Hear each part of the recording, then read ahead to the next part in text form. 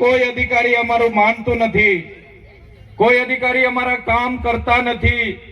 Collector હોય, SP હોય, commissioner હોય, ડીડીઓ હોય, ટીડીઓ હોય, મામલતદાર હોય, અમારા કામ કરતા નથી. તમારી સરકારમાં, આપણી સરકાર હોવા છતાં અમારા કામ થતા નથી. આ એમની વેદના હતી.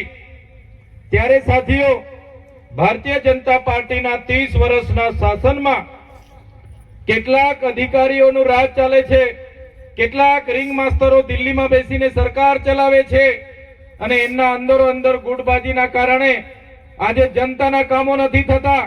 પોતાની સરકાર હોવા છતાં જો ધારાસભ્ય આવી વેદના નાખતા હોય, આવી વેદના ઠાલવતા હોય, તો તમારા જેવા સામાન્ય લોકોની તો શું વાત છે. ત્યારે મેં તમને કહેવા માંગુ છું, એમના સરકારમાં એમના ધારાસભ્ય એમને વિનંતી કરતા હોય ત્યારે આપણે વિનંતી કરવાનું થતું નથી. આવનારા દિવસોમાં આપણે આ ભારતીય જનતા પાર્ટીની સરકારને આપણે બદલી કાઢવાની છે. તૈયાર છો ને બધા? કેટલા લોકો ઈચ્છે છે કે આ વખતે ભારતીય જનતા પાર્ટીની સરકારને આપણે ઘર બેસાડી દેવાની છે? ઊંચો હાથ કરો બધા. પરિવર્તન લાવીએ ને આપણે. એમણે તો હમણાં મંત્રી તંત્રીઓ બદલાયેલા છે.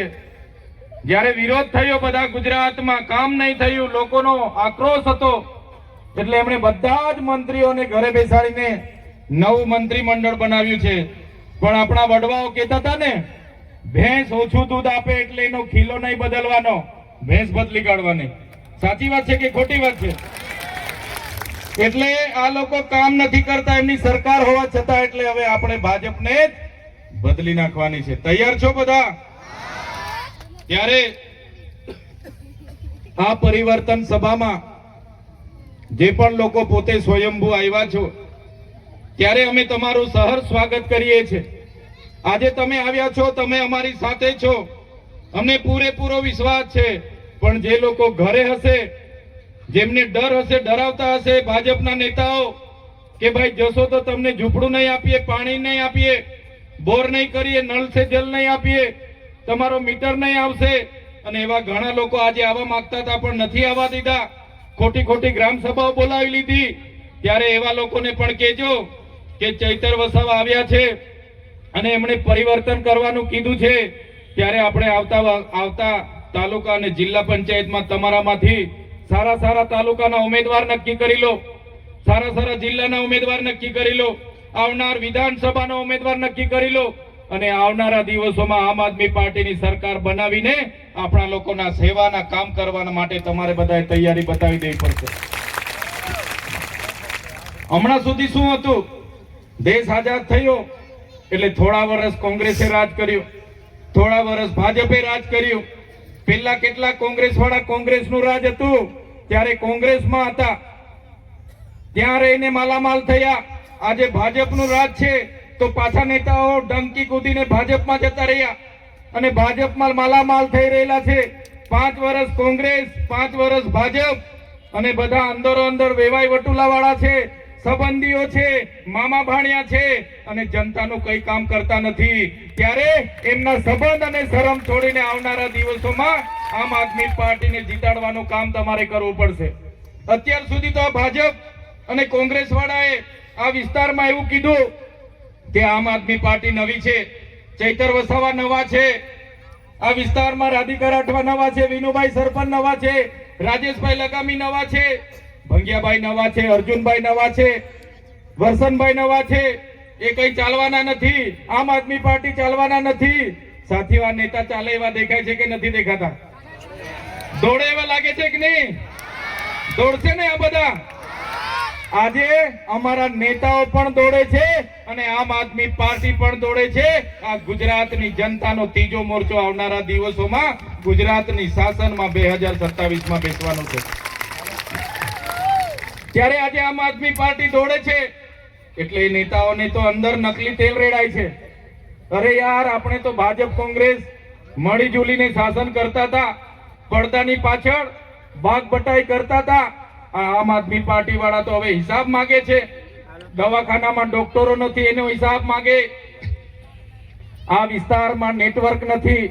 ઘણા એવા ગામડા એવા છે કે ત્યાં ટાવર નથી પકડતા. સાચી વાત છે કે ખોટી વાત છે? કેટલા એવા ગામડાઓ છે કે ત્યાં આજે પણ રસ્તાઓ નથી.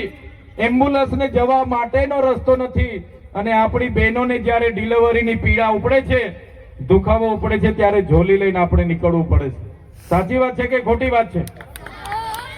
આજે કેટલાય ગામડા એવા છે કે એ ગામોમાં આંગણવાડી નથી, બાળકો ઝાડ નીચે મોવડા નીચે ભણે છે, આંગણવાડીના ઘરે ભણે છે.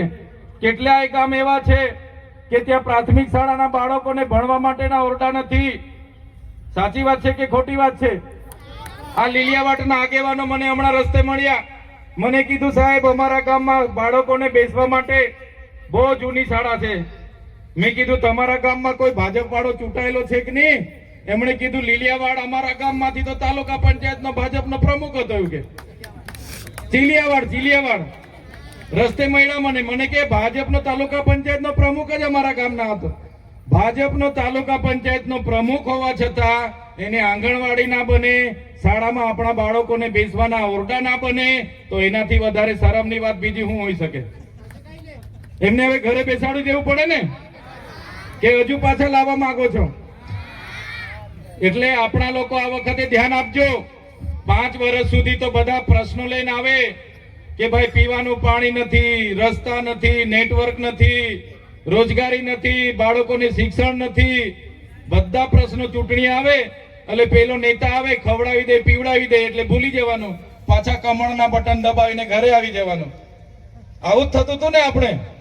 હમણાં સુધી તમે હોય, અમે હોય, બધા ભાજપને આપતા હતા. હવે ભાજપને આપવાનું થતું નથી. ભાજપના નેતાઓ 10 વર્ષ પહેલા ફટફટિયા પર ફરતા હતા. સાચી વાત છે કે ખોટી વાત છે? આજે ભાજપના નેતાઓના 2-2, 3-3 બંગલાઓ થઈ ગયા, મોટી મોટી ગાડીઓ થઈ ગઈ. એમને કહેવા માંગુ છું, ભાઈ તમે 3 નહીં 4 બંગલા બનાવો, પણ અમારા બાળકોની આંગણવાડી તો બનાવો, અમારા બાળકો માટે શાળા તો બનાવો, અમારા ગામ માટે રોડ તો બનાવો.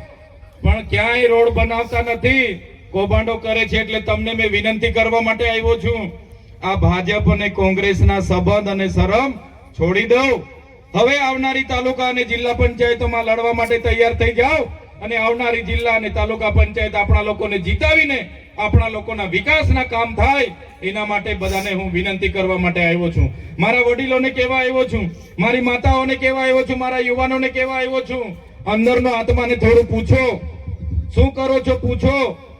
આટલા વર્ષ 50 વર્ષ કોંગ્રેસે શાસન કર્યું, 30 વર્ષથી ભાજપ શાસનમાં છે, અને આજે પણ આપણે જ્યારે કે આપણે દેશના નાગરિક નથી, એના માટે આપણે સરકારમાં ભાઈ બાપા કરવાના. ભાઈ 5 કિલો ચોખા મને આપી દો, મારી કૂપન કઢાવી દો, મારા પૈસા બેંકમાં છે, લાઈન પર ઉભા રહીને ભાઈ મને મારા પૈસા આપી દો.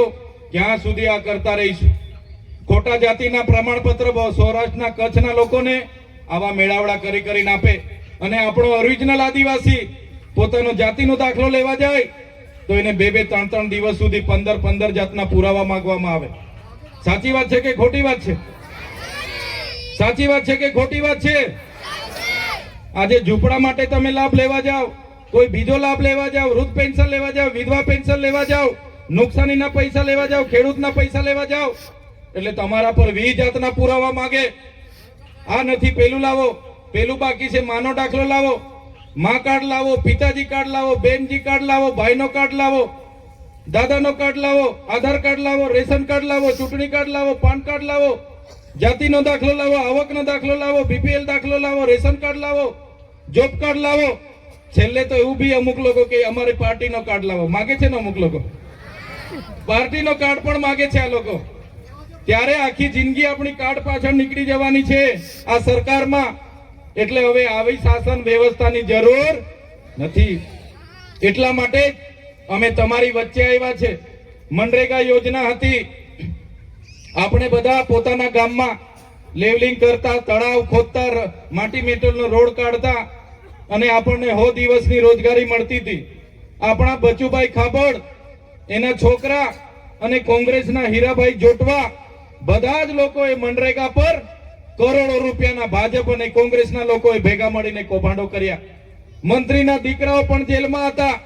કોંગ્રેસના હીરા જોટવા જે ઉપાધ્યક્ષ હતા એ લોકો પણ આજે ભરૂચની જેલમાં છે.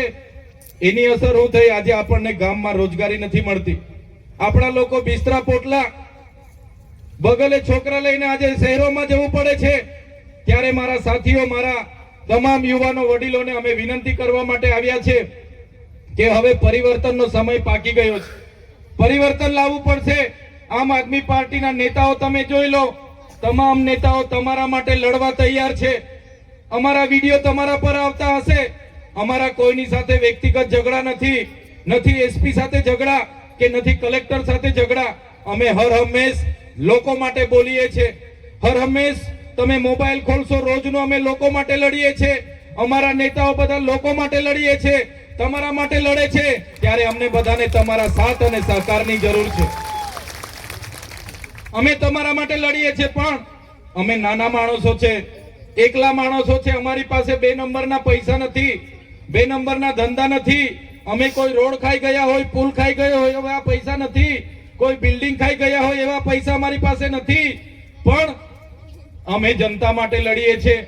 એટલે આ ભાજપના લોકો પોલીસને અમારા ઘરે મોકલે, જંગલ ખાતાને અમારા ઘરે મોકલે, અમારા ઘરે જીબી વાળાને મોકલે, રેડ પડાવે, અમને હેરાન કરે, ખોટા કેસ કરે, પછી બી અમારા પરિવારના જોખમે અમે આપણા જનતા માટે લડીએ છીએ. અમે એમનાથી ડરતા નથી, એમની જેલોથી ડરતા નથી. બસ તમારા વડીલોના આશીર્વાદ અમારી સાથે રાખજો, મારી માતાઓના આશીર્વાદ અમારી સાથે રાખજો, મારા યુવાનોનો સહકાર અમારી સાથે રાખજો.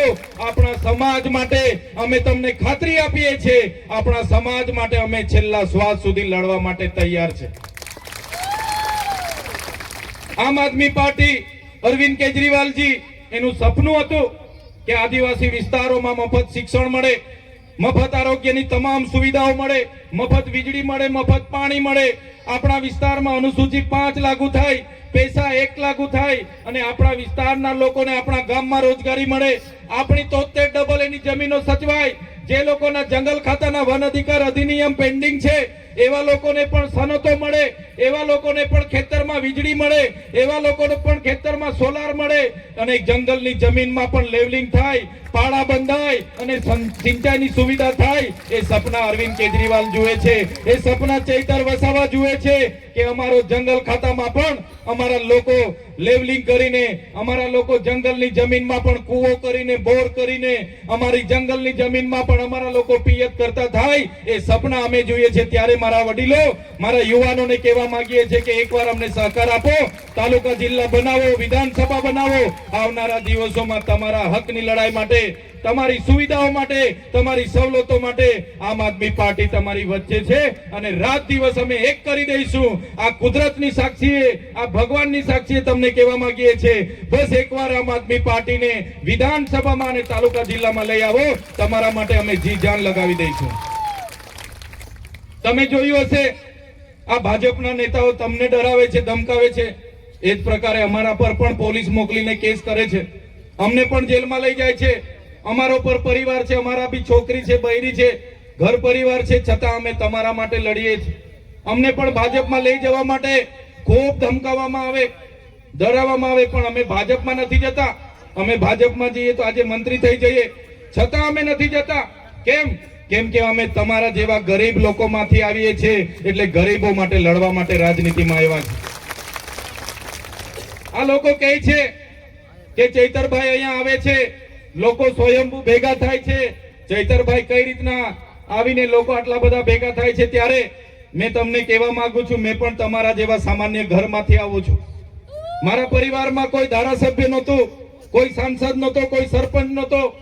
એક સામાન્ય પરિવારમાં મજૂરી કરીને ભણ્યા ગણ્યા, એક વિસ્તરણ અધિકારી તરીકે સરકારી નોકરી લાગી. પછી મેં જોયું કે આ ભાજપના નેતાઓ તો અભણ છે અને આપણા લોકોની ગ્રાન્ટ બધી કોંગ્રેસ અને ભાજપ વાળા બેસી બેસીને વેચણી કરીને ઘરે જતા રહે છે, ભાષણો મોટા મોટા કરે છે, પણ લોકોના કામ કરતા નથી. એટલે મેં 4.5 વર્ષ નોકરી કરી અને મેં રાજીનામું આપી દીધું. એક સામાન્ય પરિવારમાંથી મેં દુઃખ જોયું છે, મેં દુઃખ વેઠ્યું છે, મેં ગરીબી જોઈ છે, મેં ગરીબી વેઠી છે. કોઈ બેનને ઝોલીમાં લઈને જતા હોય એ બેનની મેં વેદના જોઈ છે. એ જ્યારે વેદના મેં મહેસૂસ કરું છું ત્યારે આ ભારતીય જનતા પાર્ટી કહે છે કે મંત્રી બનાવીશું. અમારા લોકોની વેદના સામે, અમારી લોકોની તકલીફો સામે તમારા મંત્રી પદ કે તમારા પૈસા, તમારા બંગલા, તમારી પ્રોપર્ટી એ અમને જોઈતી નથી. અમારા લોકોના આશીર્વાદ મળતા રહેશે ત્યાં સુધી અમે લડતા રહીશું. આજે અમારા જેવા સામાન્ય દીકરા માટે, અમારા સંતો મહંતો, અમારી માતાઓ, અમારા વડીલો અમારું ફુલાર લઈને સ્વાગત કરે, અમારા ઢોલીઓ ઢોલકા લઈને અમારી રાહ જુએ. અમે આજે 1 કલાક મોડા આવ્યા છતાં એ જ ઉત્સાહ, એ જ ઉમંગ, એ જ પ્રેમ અને એ જ ભાવ સાથે અમારું સ્વાગત અને સન્માન કર્યું. મારા માટે આ સ્વાગત અને સન્માન, મારા માટે આ તમારા આશીર્વાદ, આ તમારો સહકાર 1 કરોડો અબજો રૂપિયા કરતા પણ મારા માટે બહુ મોટી વાત છે. ત્યારે અમે ગરીબ લોકો છે, અમારી પાસે 2 કરોડના મંડપ માટે પૈસા નથી. ભાજપના લોકો 7-7 કરોડની બસો મૂકે, 2-2 કરોડના સમોસા ખવડાવે, 2-2 કરોડના ચાના બિલો મૂકે, 2-2 કરોડના ડોમ બનાવે, 2-2 કરોડના સ્ટેજ બનાવે, 5-5 કરોડના સ્ટેજ બનાવે. એટલા પૈસા અમારી પાસે નથી. ચૂંટણીઓમાં તમને દારૂ પીવડાવવા માટે, તમને ચિકન મટન ખવડાવવા માટે, તમને સાડીઓ આપવા માટે, તમને ઘરે દરવાજા ઠોકી ઠોકીને 1000 રૂપિયા આપવા માટે અમારી પાસે પૈસા નથી. પણ આ મંચ પર બેઠેલા લોકો એવા છે, એકવાર તમે ચૂંટીને લાવશો, તમારા માટે રાતે 12 વાગે પણ પોલીસ સ્ટેશને આવીને ઉભા થઈ જશે. સાથીઓ, આપણે નાના લોકો છે, આપણે મતદાન કરીએ તો આપણે સરકાર પર શું અપેક્ષા હોય કે સરકાર આપણા માટે એક સારી આંગણવાડી બનાવી દે, આપણા બાળકો ભણે એના માટે સારી શાળા બનાવી દે, આપણા લોકો માટે સારું રસ્તા બનાવે, આપણા ગામમાં મોબાઈલમાં નેટવર્ક આવે, આપણને ગામમાં રોજગારી મળે, પીવાનું પાણી મળે, ખેતરમાં સિંચાઈ મળે, સિંચાઈના પાણી મળે. પણ આ સરકારે આટલા 5 કામ પણ આપણા માટે 30 વર્ષમાં કર્યા નથી. જો અમારે તાલુકા જિલ્લા પંચાયતો બનશે, જો અમારી 2027માં આમ આદમી પાર્ટીની સરકાર બનશે, તો આ 5 મુદ્દાઓમાં આમ આદમી પાર્ટી પહેલું કામ કરશે, એની હું ખાતરી આપું છું તમને. ત્યારે સાથીઓ, લડાઈ ઘણી લાંબી છે, વાતો પણ ઘણી લાંબી છે, પણ આજે હું તમને વિનંતી કરવા માટે આવ્યો છું. અમે આ ગુજરાતમાં આ ભાજપની તાનાશાહી સામે, એમની દાદાગીરી સામે, એમની ધમકીઓ સામે, એમની પોલીસની ધમકીઓ સામે, એમના કલેક્ટરની ધમકીઓ સામે અમે આપણી જનતાનો અવાજ બનીએ છીએ. આગળ કીધું એમ પોસ્ટ મેટ્રિક શિષ્યવૃત્તિ બંધ કરી હતી, એના માટે અમે લડ્યા અને પોસ્ટ મેટ્રિક શિષ્યવૃત્તિ અમે ચાલુ કરાવી. નર્મદાના વિસ્થાપિતો હોય એના માટે લડ્યા, ગઢડાના વિસ્થાપિતો હોય એના માટે લડ્યા, હાંપેશ્વરના વિસ્થાપિતો હતા એના માટે લડ્યા, આ વિસ્તારના આદિવાસીઓના જાતિના પ્રમાણપત્ર માટે લડ્યા અને તમામ મુદ્દે લડીએ છીએ. ત્યારે આજે સરકારને ગમતું નથી, અમને પણ ડરાવે છે, ધમકાવે છે, જેલોમાં નાખવાની ધમકીઓ આપે છે. ત્યારે આજે તમને કહેવા માટે આવ્યા છે કે અમારા લોકોને બધાને તમારો સહકાર જોઈએ છે, સાથ જોઈએ છે. બસ અમને તમે સહકાર આપતા રહેજો, તમારો ભાવ, તમારો પ્રેમ અમને આપતા રહેજો.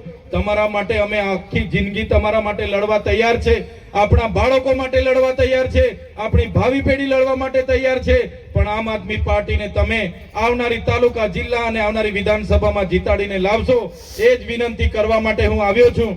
હવે કોંગ્રેસની, ભાજપની શરમ અને સંબંધ છોડીને આમ આદમી પાર્ટીને જંગી બહુમતીથી વિજય બનાવજો, એ જ વિનંતી કરીને આજે અમે અહીંથી જવાના છે. ત્યારે વધારે વાત હું નથી કરતો. આજે ઘણું મોડું થયું છે, છતાં બધા જ આજુબાજુ ગામના વડીલો, યુવાનો, મુખીઓ, પટેલો, સરપંચો અને તમામ અહીં ઉપસ્થિત થયા છો. ત્યારે મોટી સંખ્યામાં મારી માતા તુલ્ય માતાઓ પણ છે, બહેનો પણ છે અને ભાઈઓ પણ છે. બધા જ લોકોનો હું ખૂબ ખૂબ આભાર માની વિનમું છું. બધાનો ખૂબ ખૂબ આભાર, ધન્યવાદ. જય આદિવાસી, જય જોહાર. વિધાનસભાના પ્રભારીને વિનુભાઈ રાઠવાને વિનંતી કરે છે.